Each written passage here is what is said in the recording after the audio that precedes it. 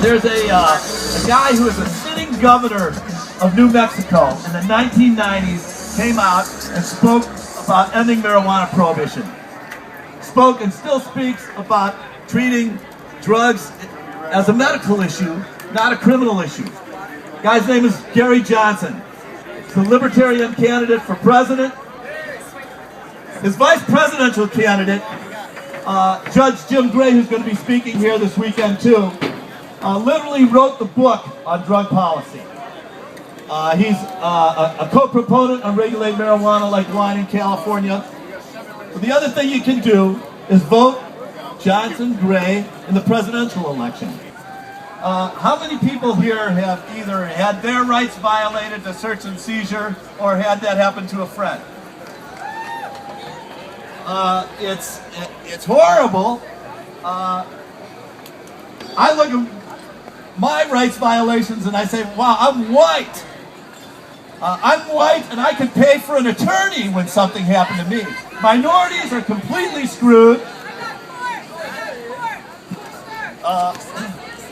So what can we do about it? There's 4 things we can do to change, every single one of us.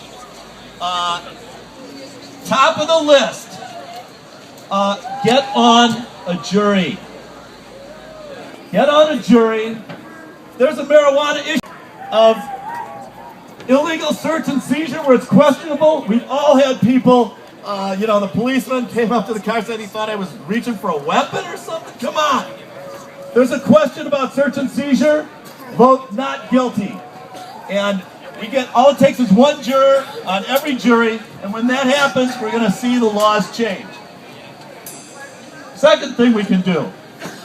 Everybody's talking about these 3 initiatives, Colorado, Oregon, and Washington.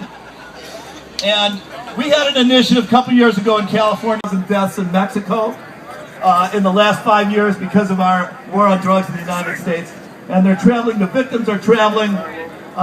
Gary Johnson's going to have a van going with them. There's a group, Law Enforcement Against Prohibition. I mean, if you see this car, it's a black and white with a big, written on the side of it, says, stop the violence, legalize drugs.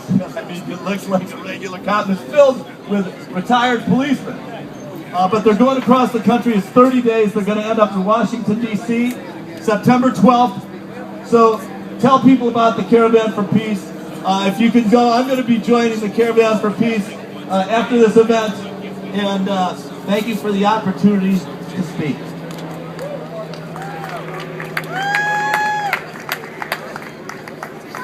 Thank you very much. We are honored to have you come out to our stage.